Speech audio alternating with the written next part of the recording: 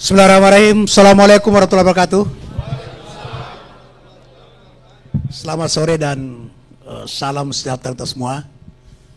Yang saya hormati Prof. Jimli Asidik, ya, Ketua Dewan Penasihat Komisioner, Ketua Dewan Pengawas yang terpilih bersama seluruh anggota pengawas, sahabat-sahabat Ketua Dekopinwil se-Indonesia yang alhamdulillah 2/3 hadir di sore hari dari kemarin dalam situasi yang sangat mendadak, tapi berkat dedikasi, loyalitas, kekompakan dalam sekejap bisa ada di Jakarta. Tepuk tangan dulu untuk Ketua Dekopinwil. Sahabat-sahabat Ketua Induk Koperasi yang sempat hadir dan Dekopinda se-Indonesia yang hadir melalui Zoom secara virtual, koperasi-koperasi primer se-DKI dan sekitarnya yang sempat hadir di bawah komando Ibu Dina. Hadirin hadirat teman-teman pers, terima kasih atas kehadirannya. Alhamdulillah Bapak Ibu sekalian, di sore hari ini kita diberi kekuatan, kesehatan dan keselamatan oleh Allah Subhanahu wa taala karena kita bisa hadir dalam keadaan sehat. Tentu karena hidayah dan rahmat dari Allah Subhanahu wa taala. Dekopin adalah sebuah organisasi yang memiliki aturan, anggaran dasar, anggaran rumah tangga, peraturan organisasi, dan dia merupakan sebuah organisasi yang lahir karena ada Undang-Undang Koperasi nomor 25 tahun 1992. Kalau kita melihat memang umur konstitusi kita, yaitu Undang-Undang Koperasi, memang sudah terlalu lama, sudah 33 tahun yang lampau, ya, dan sudah tidak antisipatif terhadap dinamika global maupun dinamika dalam negeri, itu dengan berbagai perkembangan situasi yang terus meningkat, khususnya di bidang digitalisasi dan sebagainya, ya.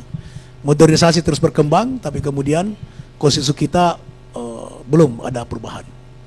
Nah, kita pernah membentuk sebuah undang-undang yaitu Undang-Undang Nomor 17, tapi kemudian dibatalkan oleh MK. Dan sejak itu kita belum pernah bisa menetapkan lagi undang-undang. Nah, sekarang sedang dibahas RUU di DPR.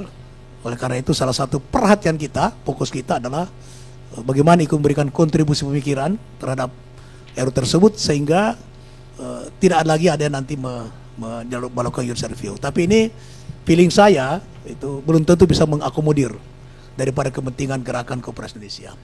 Bapak Ibu sekalian, Dekopin lahir karena ada kehendak gerakan koperasi ingin bersatu, ya, di Tasikmalaya 12 Juli 47 yang tentu diprakarsai oleh Bung Hatta.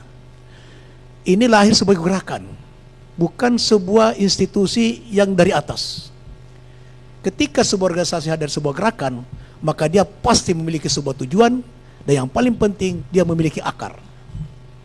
Oleh karena itu sejak 12 Juli sampai hari ini, Dekopin gelombang badai pun telah dilalui, tapi tidak pernah bisa menembus. Kenapa? Karena gerakan ini adalah merupakan suatu kemauan daripada gerakan Koperasi Indonesia. Berbagai negara termasuk Indonesia, ketika kita lihat pemerintahnya jatuh karena gerakan. Gerakan apa? Gerakan rakyat. Bung Karno jatuh karena gerakan rakyat. Pak Harto jatuh karena gerakan rakyat. Tapi mudah-mudahan Dekopin tidak jatuh karena gerakan rakyat. Dan saya yakin Dekopin tidak akan pernah jatuh, karena Dekopin adalah sebuah gerakan. Dekopin hadir lahir karena ada gerakan koperasi. Tanpa gerakan koperasi, Dekopin tidak mungkin bisa langgeng. Mulai dari Kopinda, ada gerakan koperasi namanya koperasi primer di tingkat kabupaten. Di tingkat provinsi ada koperasi sekunder, gerakan semua. Di tingkat nasional ada sekunder tingkat nasional. Dan ini secara institusional itu solid sampai ke bawah. Gitu, ya. Makanya Dekopinda itu tetap hadir sampai hari ini. Dekopin tetap hadir, dan Dekopin pusat tetap hadir sampai ini. Nah, ketika ada sesuatu yang ingin melakukan politisasi terhadap Dekopin, maka Dekopin harus tetap tegar menghadapi itu. Ya. Jadi, nah, tapi saya punya forecasting ya, saya punya feeling, bahwa Dekopin itu tidak bisa diobrak-abrik oleh siapapun. Ketika gerakan yang mendirikannya, ketika gerakan menjadi anggotanya, tetap solid di bawah Dewan Koperasi Indonesia. Gitu. Nah oleh karena itu, maka Harapim Nasari ini adalah bagian daripada konsolidasi organisasi kita. Karena saya alhamdulillah taat asas. Saya mulai berkoperasi tahun 80. Ya. 80 itu umur saya ketika itu 22 tahun. Ketika itu. Berarti hari ini saya sudah berkoperasi 43 tahun. Sebuah perjalanan panjang yang tidak sedikit itu. Ya. Bukan sesuatu yang instan. Dan itu dimulai dari bawah. Ya. Di sebuah desa sangat jauh dari Makassar, di koperasi desa. Ya. Dan situlah merangkak sampai ke Jakarta, sampai berdiri di mimbar ini. Tuh. Jadi sebuah perjuangan panjang. Jadi saya paham betul lika-liku daripada gerakan Koperasi Indonesia. Hafal betul tentang Dewan Koperasi Indonesia. Itu. Nah, oleh karena itu sahabat sekalian, kita harus taat asas. Dan saya yakin bahwa kita semua, Dekopin ini adalah insan-insan manusia yang sangat mencintai konstitusi. Koperasi itu adalah ekonomi konstitusi. Makanya dimanapun saya berada, tanpa menjadi ketua Dekopin, darah daging saya tak berjuang untuk koperasi, karena saya paham betul. Dan saya waktu di Jamur Orde Baru adalah salah seorang penata P4, Pak Frop. Jadi saya hafal tentang, saya paham tentang bagaimana mengamalkan 36 butir-butir Pancasila. Itu. Nah, kenapa menjadi konstitusi? Pak Prof Jimli tahu persis, beliau punya buku tentang itu. Nah sekarang kita bangga dan kita senang, kita bahagia karena presiden kita yang sekarang ini telah lahir sebuah pemimpin yang paham tentang ekonomi konstitusi. Dekopin dengan seluruh jajarannya harus mengetahui tentang astacita Bapak Prabowo. Dari 8 astacita program utama, 11 program ini, kemudian 8 lagi program utama, maka di situ dikatakan, di garis bawah itu, di dalam bagan astacita Pak Prabowo dikatakan, dilaksanakan dengan berpedoman kepada Pancasila dan Undang-Undang Dasar 45. Itu kata Presiden. Nah, ketika bicara Pancasila di mana? Pertama di Mukadimah. Dalam pembukaan Undang-Undang 45 di Mukadimah dikatakan salah satu tujuan nasional adalah memajukan kesejahteraan umum. Jadi yang pertama itu melindungi sedat tumpah darah, memajukan kesejahteraan umum, mencerdaskan kehidupan, ikut melaksanakan terlibat dunia. Memajukan kesejahteraan umum adalah tidak mungkin BUMN, tidak mungkin swasta. Itu hanya pada koperasi. Mari kita lihat landasan berpijaknya di mana. Sila kedua dan sila kelima. Kemanusiaan yang adil dan beradab. Itu intinya memanusiakan manusia. Yang memanusiakan manusia siapa? Koperasi. Ketika petani butuh pupuk, yang turun itu adalah koperasi. Ketika gabah harga jatuh, yang turun adalah koperasi. KUD dulu. Ya. Ketika harga beras turun, yang turun adalah koperasi. Ketika terjadi kelangkaan di mana-mana, yang turun koperasi.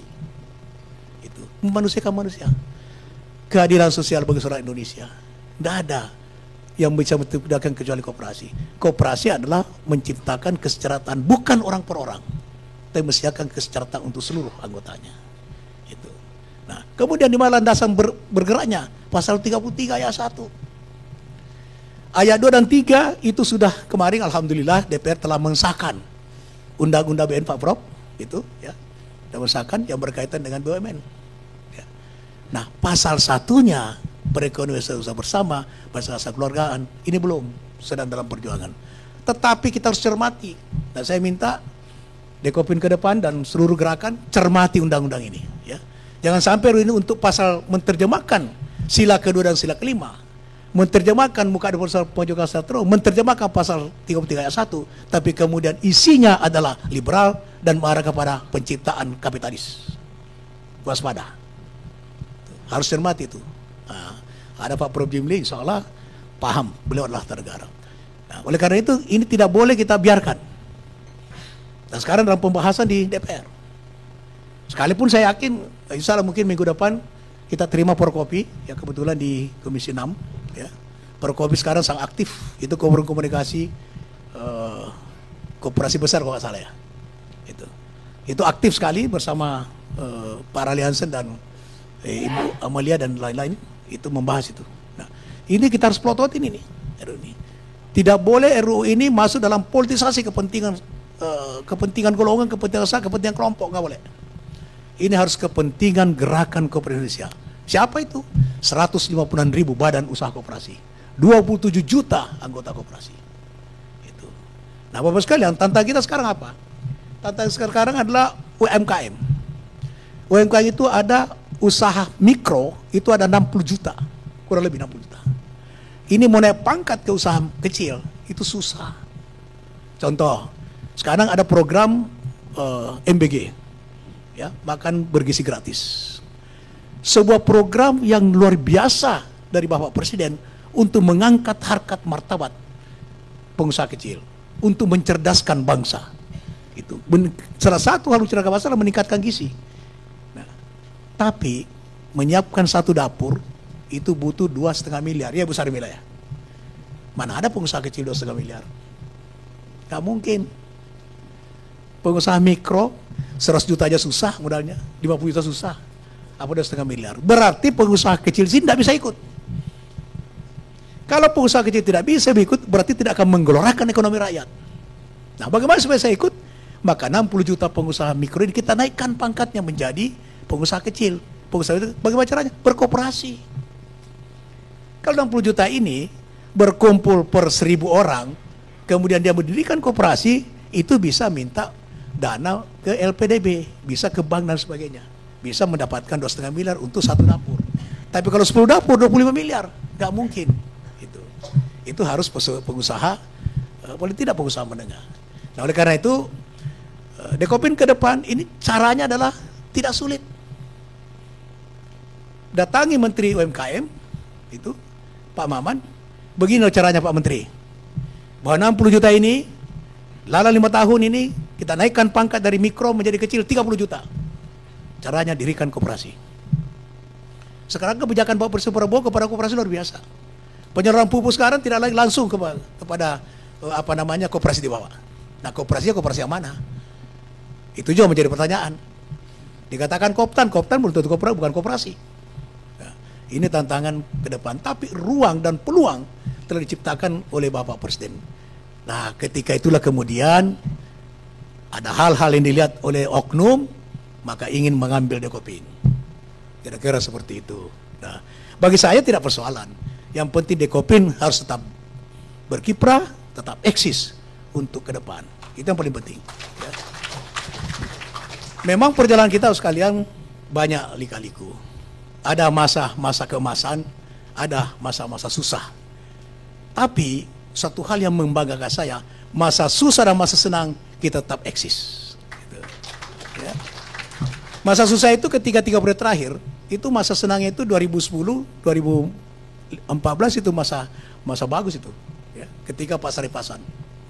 Ya. Itu masa yang paling bagus. Kita pernah mendapatkan APBN 120 miliar. Tapi kita sebetulnya tidak terlalu bergantung kepada APBN. Tapi itulah yang menggerakkan itu. Ya. Itu masa keemasan Dekopin. Di mana hubungan antara Kementerian Koperasi dengan Dekopin sangat mesra.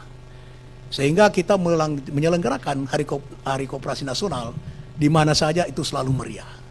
Dan tidak kurang dihadiri 20.000, 30.000 orang. Itu masa kemesraan. Sesudah itu mulai ada masa suram sedikit. Nah, kemudian masa gelap. Ya, masa gelapnya 5 tahun ini. 5 tahun ini. Ya.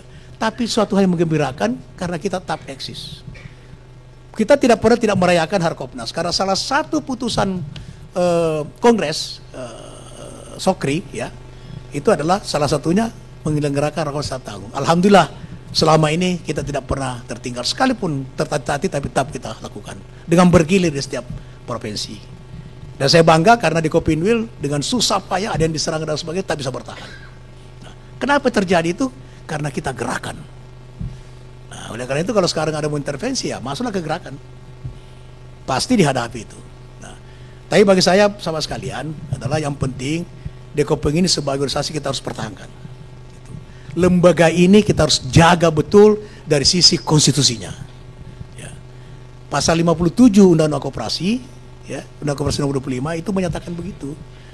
Bahwa gerakan koperasi mendirikan sebuah lembaga, bla bla bla dan sebagainya yang bernama Dewan Koperasi Indonesia. Itu undang-undang itu berlaku sampai hari ini. Nah, maknanya apa?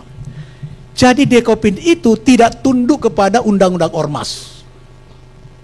Dekopin itu tidak tunduk kepada undang-undang politik. Dekopin itu hanya tunduk kepada undang-undang koperasi.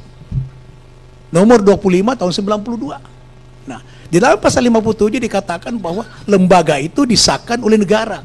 Apa yang disahkan? Anggaran dasarnya. Nah, anggaran dasarnya mengatur semuanya. Dalam anggaran dasar itu salah satu hal yang mengatur adalah musyawarah nasional Dewan Koperasi Indonesia. Seluruh keputusan Munas sah menurut hukum. Oleh karena itu orang keliru ketika kita Munas kemudian ada yang mengatakan melanggar Kepres. Nah, perlu saya jelaskan supaya kita ada pemahaman yang sama.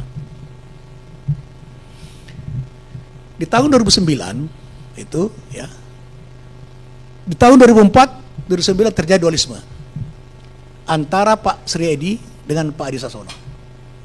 Ya. Dan saya waktu ketua umum, tapi ya dicintai oleh negara, dipesantrenkan dulu. Ya, itu karena perjuangan juga, bukan karena korupsi. Itu. Ya. Nah kemudian Pak Edi sebagai PLT ketua umum. Dan menurut anggaran rumah tangga kita, PLT ketua umum itu disahkan oleh Rapim dan dilakukan oleh Pak Sri Edi waktu itu. Tapi Menteri Koperasi Surya Dharma Ali mengambil alih dengan membentuk panitia rapat anggota sewaktu-waktu. Itu dalam periode 2004-2009. Maka lahirlah Pak Adi Sasono yang mantan Menteri Koperasi sebagai ketua umum. Terjadi dualisme.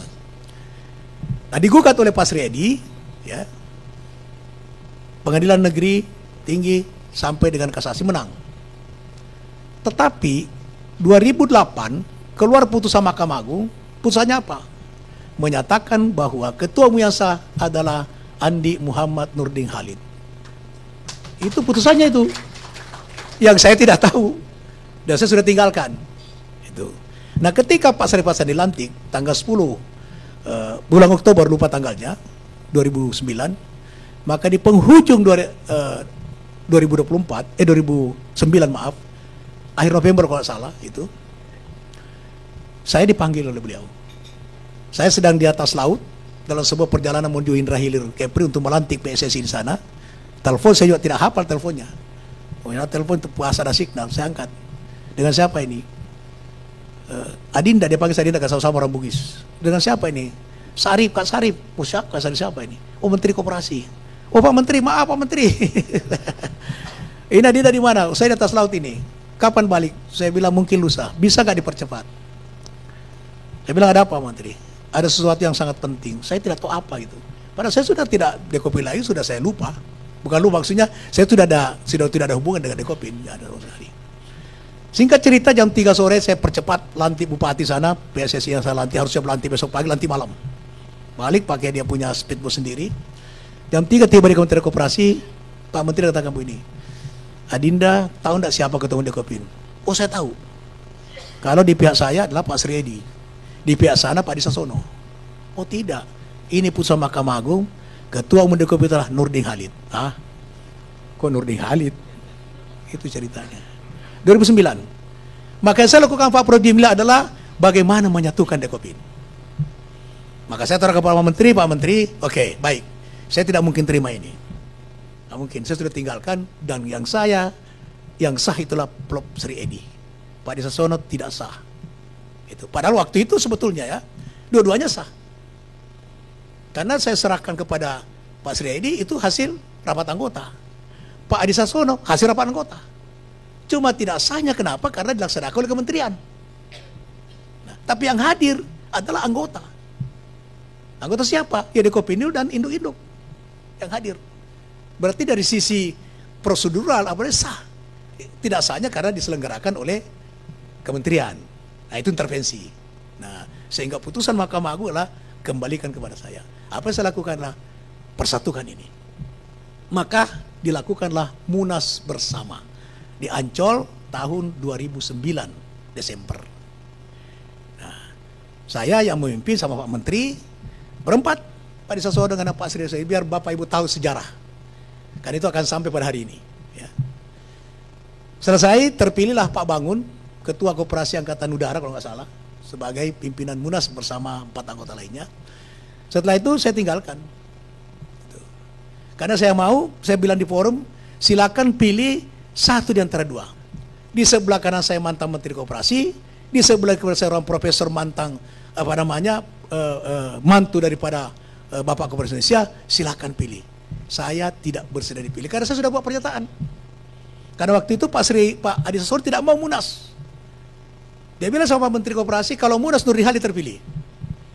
Ya, saya buat pernyataan pada Pak Syarif Hasan, saya tidak bersedia dipilih dan tidak bersedia untuk dicalonkan. Ada itu. Sehingga buatlah panitia bersama. Masih banyak saksinya tuh. Lahirlah Munas itu dengan voters Pak Prof Jimli 99 orang. Saya mau tinggalkan Ancol tempat itu, tapi ditahan sama Sesmenek, masih hidup Pak ya? Pak siapa? Pak Gus Muharram, masih hidup beliau tuh ya. Pak Nuri jangan pulang dulu, Pak Menteri ada istirahat. Saya pikir Pak Menteri pulang. Itu sudah jam 3 jam 4 sore. Saya bilang, saya tidak ada lagi gunanya tinggal di sini. Tuh, saya udah pulang. Tapi ditahan terus. Tahan terus orang tunggu itu. Nah, singkat cerita bahwa Flor tidak mau memilih satu di antara dua. Mereka tetap menghendaki Nurdin Halid. Yang saya 3 kali tampil di podium, saya tolak. Yang turun tangan adalah Presiden SBY. Beliau juga masih hidup. Menelpon Ketua Umum Golkar, Pak Abu Rizal Bakri masih hidup, bisa dicek. Pak Abu Rizal jam 11 telepon saya, Din, dia panggil Din, terima itu permintaan Pak Menteri, Presiden minta menerima Ketua Umum Dekopin. Waktu itu saya tidak mau lagi, kenapa? Saya Ketua PSSI. Siapa yang ngurusin Dekopin lagi dan sebagainya. Karena permintaan Presiden mulai Ketua Umum Golkar, sebaik kader Golkar, saya terima. Itu pada Desember. Pas datangkan istri saya ke Ancol. Karena istri saya sudah tidak mau sama sekali. Itu. Karena peristiwa di pesantren tadi, gara-gara koperasi. Itu cerita. Nah, akhirnya keterpaksaan kita terima. Nah, itulah kemudian perjalanan sangat bagus 2009-2014. Nah, 2009 Pak Prof Jimli dan sama sekalian, di Munas itu kita merubah anggaran dasar. Nah, karena merubah anggaran dasar kewenangan ada pada Munas. Itu sesuai dengan Kepres. Itu. Nah, 2009 itu lahirlah anggaran dasar yang baru, tapi Kepresnya keluar 2011. Pertanyaannya, apakah kepengurusan 2011 ini tidak sah? Ya sah. Buktinya mengelola APBN ketika itu. Kenapa? Karena kepengurusan itu disahkan oleh Munas, bukan disahkan oleh Kepres. Bukan disahkan oleh Menkumham waktu itu. Bukan. Disahkan oleh Munas. Itu anggaran dasar berdasarkan Kepres. Jadi perubahan anggaran dasar itu adalah oleh Munas, bukan oleh siapa-siapa. Nah, kemudian 2011 keluarlah itu. Nah, 2014 kita Munas lagi di Ancol. Ah, itu seru itu. Itu ada saksinya Bu Sarmila, maju bagus. Melawan saya bagus. Voting bagus itu. Suaranya banyak. Tapi ya namanya saya senior tidak bisa dikalahkan. Terpilih lagi. Ibu Sarmila di lokasi terus, saya di kamar aja. Saya berdoa mudah-mudahan Ibu Sarmila terpilih supaya saya tidak dekopin lagi itu. Ya, tapi namanya gerakan itu coba. Begitu keterbukaan, begitu demokratisasi terjadi di Dekopin. Tidak pernah saya panggil Ibu Sarmila, kok jangan maju karena saya masih mau. Enggak pernah, coba tanya dia. Dia datang ke saya mau maju, datang ke kantor, silakan maju. Itu. Silakan maju, dan banyak suaranya. Itu. Cuma masih lebih banyak saya. Itu. Saya terpilih. Itu 2014. Ya, 2014. Ya. Kemudian 2019 kita di Makassar. Gitu. Kita Munas, Ibu Sarmila tidak berani maju lagi. Nah, Prof Jimli waktu itu mau maju juga tidak. Pak Padel juga mau maju tidak. Itu. Nah, aklamasi lagi. Nah, disitulah juga dirubah anggaran dasar. Tapi anggaran dasar dirubah itu bukan hanya untuk ketua umum. Anggaran dasar itu mana para aliansen? Tidak ada ya. Dari sekian pasal itu berubah jadi kurang lebih 7 pasal. Kenapa anggaran dasar kita harus bersesuai dengan kondisi yang dihadapi oleh bangsa ini? Harus antisipatif terhadap keadaan, antisipatif terhadap dinamika global. Nah, itu 2019. Nah, 2019 itulah anggaran dasar yang tidak keluar Kepresnya sampai hari ini. Nah, pertanyaannya, apakah kepengurusan itu tidak sah? Ya sah. Nah, kemudian terjadi dinamika. Ada seorang perempuan, berani juga perempuan itu. Ya, dia mendeklarasikan dirinya sebagai ketua umum tanpa munas. Kalau ada munas, saya pasti mundur. Tidak usah 50%, 10% saja. Dekopinda 10% kali 560 berarti 50-an Dekopinda. Ya. 20% Dekopinwil, 34 taruhlah 10. Yang hadir pasti saya mundur. Ini tidak ada sama sekali, hanya sekelompok dari Jawa Timur, ya 8-10 Dekopindanya. Ya, ada sedikit satu dari Jawa, 2 dari Jawa Tengah, itu pun tidak resmi, itu. Dan tidak ada munas. Sama sekali tidak munas. Kemudian ini yang meminta pendapat hukum dari AHU. Nah, pendapat hukum itu sudah Pak Prof pasti tahu. Pak Prof juga bisa kasih pendapat hukum kepada kita. Sebagai ahli tata negara, pengacara bisa kasih pendapat hukum. Nah, singkat cerita, ini kita gugat, pengadilan PTU menang kita, kemudian NO di pengadilan tinggi, di kasasi NO. Tapi, putusan perdata, ini penting saya jelaskan, supaya kita tahu, karena sekarang kan ada dinamika eksternal. Ya. Itu kemudian, dia gugat kita di perdata di Makassar, dia gugat kita di Jakarta Selatan, dua-duanya kalah. Dan yang paling mengesankan adalah putusan pengadilan itu mensahkan daftar hadir, mensahkan peserta, mensahkan jadwal acara. Begitu Pak Prof, putusan hukumnya itu. Mensahkan tata tertib, mensahkan pemilihan ketua umum, mensahkan pengurus, mensahkan anggaran dasar. Itu putusannya itu. Terinci. Nah, dengan mengesahkan anggaran dasar, tidak perlu kita perlu Kepres ini. So, Kepres berikut harusnya berdasar ini. Itu harusnya, boleh tanya Pak Prof itu. Nah, sekarang saya dituduh melanggar Kepres nomor 6 tahun 2011. Kepres nomor 6 2011 itu produk kita. Kalau saya dituduh melanggar, orang yang mengaku mengikuti itu lebih melanggar lagi. Kan begitu. So, siapa yang membuat anggaran dasar ini, munas yang Dekopinda yang ada di sini. Dekopinda yang ikut SUM. Bukan sekelompok orang yang mengatasnamakan diri Dekopinda. Nah, berarti nggak ada benarnya kan begitu. Nah, tapi terjadi itu faktual, maka kita harus hadapi dengan konstitusi. Gitu. Ya politiknya biarlah urusan lain. Saya tidak ada urusan dengan itu. Dan saya tidak mau ikut-ikutan di situ. Karena bagi saya, di Dekopinda tidak boleh politisasi. Ya, Bapak-bapak bisa menyaksikan. Saya orang Golkar, pernah gak saya ngomong Golkar di koperasi? Wakil saya, wakil ketua umum, Ferry Yulianto, wakil ketua umum Gerindra, tanya Ferry itu, yang sekarang jadi wamen tuh. Pernah gak saya jadi dia untuk menggolkarkan mereka? Itu Rally Hansen orang PDP, almarhum Pak Sukri orang Demokrat. Dulu ada dari PKS. Itu. Sekarang di Dekopinda ada PDIP, ada Gerindra, ada macam-macam. Tidak pernah saya intervensi. Coba tanya di Kopinil. Pernah kalau ketua DPR, oh kau nggak boleh, kau bukan orang Golkar. Dimanapun saya memimpin, saya tidak pernah mengatakan, tidak pernah saya mengajak, kau bukan orang Golkar, saya tidak setuju kau di Kopinil. Karena lidah saya adalah merah putih. Itu caranya kita memimpin organisasi. Baik Bapak sekalian, oleh karena itu maka intinya lah Dekopin kita harus selamatkan. Itu intinya. Kita bukan untuk menyelamatkan Nurdin Halid, tapi kita harus menyelamatkan Dekopin, menyelamatkan Dekopinwil, menyelamatkan Dekopinda. Saya dimanapun berada, karena pas kita selesai munas itu saya langsung terbang. Saya langsung ke Eropa, habis itu langsung umroh, tapi tidak sekejap pun saya tidak mengikuti perkembangan. Dekopinda WhatsApp-nya itu saya ikuti semua, Dekopindu saya ikuti semua, PP itu saya ikuti semua. Tapi maaf, saya tidak berkomentar banyak. Karena pasti bisa di-capture untuk bahaya politik itu. Jadi saya diam aja. Tapi saya ikuti semua. Dinamika yang luar biasa. Nah sekarang Bapak sekalian, kesimpulan saya adalah kita tidak ada dinamika internal. Kita solid. Betul tidak? Kita kompak. Betul tidak? Nah, tapi sekarang ada dinamika eksternal. Nah dinamika eksternal ini kita harus hadapi secara bersama-sama dengan konstitusi. Bagi saya yang paling penting adalah kita jaga konstitusi ini.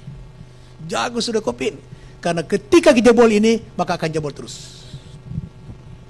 Itulah kemudian dulu Pak Herlambang, ya, Pak Sri Edi bertahan terhadap intervensi. Kenapa? Karena menjaga konstitusi Dekopin. Saya bilang kepada beberapa orang, kalian mau belajar demokrasi, datang ke koperasi. Di koperasi bukan hanya nilai ekonomi, tapi di sana ada nilai demokrasi. Di sana ada nilai sosial. Kalau belajar demokrasi, datanglah ke koperasi. Koperasi itu one man one food, musyawarah mufakat. Betul-betul menerjemahkan. Makanya di koperasi itu tidak boleh ada pembatasan. Kan di koperasi ada trust. Koperasi itu kepercayaan. Ketika orang percaya bahwa sampai mati pun saya percaya, dia tidak mungkin mau diganti. Dan saya dengar tadi malam dalam RUU sekarang dibatasi pengurus koperasi 2 periode. Ya bagaimana mungkin? Pengurus KUD, pengurus koperasi pinjam, pengurus Inkopas, Induk Koperasi Karyawan, Inkoapi dan sebagainya beri 2 tahun. Ketika anggotanya merasa percaya sama ketuanya, kenapa kita suruh dia ganti? Ya, PT, saya punya PT, saya pemegang saham. Saya komisaris utama, masa suruh ganti saya punya? Kan gitu. Tapi di koperasi juga kalau ketuanya tidak beres langsung diganti. Sekali lagi koperasi itu trust. Jadi koperasi tidak boleh ada masa jabatan untuk gerakan koperasi. Nggak boleh, betul tidak? Ya karena trust, karena kepercayaan. Ketika anggota percaya sama pengurusnya, ketuanya, karena dia mendapatkan benefit ekonomi, benefit sosial, maka kenapa kita suruh ganti? Ini bangsa ini kadang-kadang juga aneh, mau menyamakan dengan jabatan politik, mau menyamakan dengan jabatan tidak bisa. Koperasi ini faktor utama trust, kepercayaan. Anggota kepada pengurusnya, kepercayaan anggota kepada pengawasnya. Maka jangan heran, ya, waktu 99 pertama kali Rapimnas di sebuah hotel di hotel apa Ibu Yuni? Di pertama kita, ya, Pak Adi Sassono Menteri Koperasi zaman Pak Habibie, Pak Nurdin, bisa nggak dipimpin ini? Kenapa? Dia dibawain orang tua semua. Oh, saya bilang Pak Menteri nggak bisa Pak. Dari dulu saya bilang koperasi itu Pak kepercayaan. Mereka ini adalah dipercaya anggotanya Pak. Jadi saya bilang akan ada nanti Bapak Dabi ketua Dekopindo seumur hidup, diganti setelah meninggal. Ya, sama ketua Dekopindo Sumatera Utara, begitu. Karena itu, oh begitu, iya. Tetapi kita tetap lakukan regenerasi itu. Nah, tapi kita tidak bisa mengatakan karena itu begini. Dia tuh begini tapi dia masih bisa menghantam umur 17. Saya bilang sama menteri itu. Nah, akhirnya dia bisa maklumi. Itu Rapim pertama waktu itu. Nah, baik Bapak sekalian, oleh karena itu Rapimnas kali ini hanya untuk kita karena kita taat asas. Di dalam anggaran rumah tangga dan peraturan organisasi bahwa pengurus itu dikukuhkan kalau ketemunya di muka Munas, tapi bisa juga di muka Rapimnas. Gitu. Nah itulah kita taat asas. Gitu. Kita tidak boleh mencederai organisasi dengan kepentingan hasrat politik, nggak boleh. Gitu. Dan kita harus menghadapi itu dengan konstitusi. Kita tidak hadapi dengan yang lain. Baik Bapak sekalian, maka saya mendapatkan mandat dari Munas. Ya, saya terima kasih dipilih secara aklamasi. Tapi waktu itu saya minta satu mandat bahwa beri kewenangan kepada saya untuk menetapkan ketuamu apabila ada dinamika eksternal yang saya secara pribadi bukan tidak bisa menghadapi. Ya mohon maaf, saya karakter orang Bugis yang berani menghadapi tantangan dan tapi harus lihat situasi. Ya, tidak selalu begitu. Ya, 5 tahun ini kita sudah hadapi dengan susah payah, tapi saya senang bangga karena kita bisa bertahan.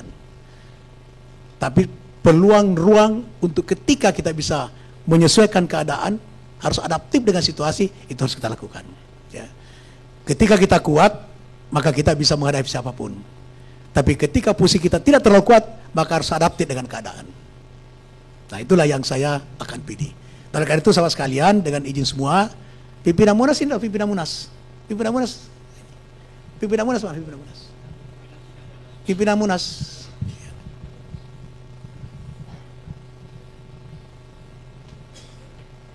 Ya.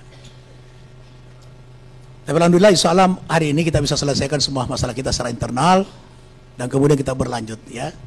Oleh karena itu saya telah berketetapan setelah berundi dengan keluarga dan juga setelah melaporkan kepada ketemu saya, ketemu Golkar, karena saya kader Golkar.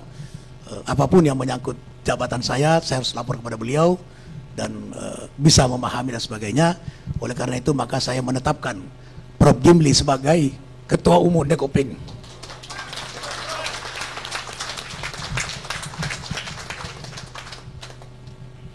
Berdiri Pak Prof.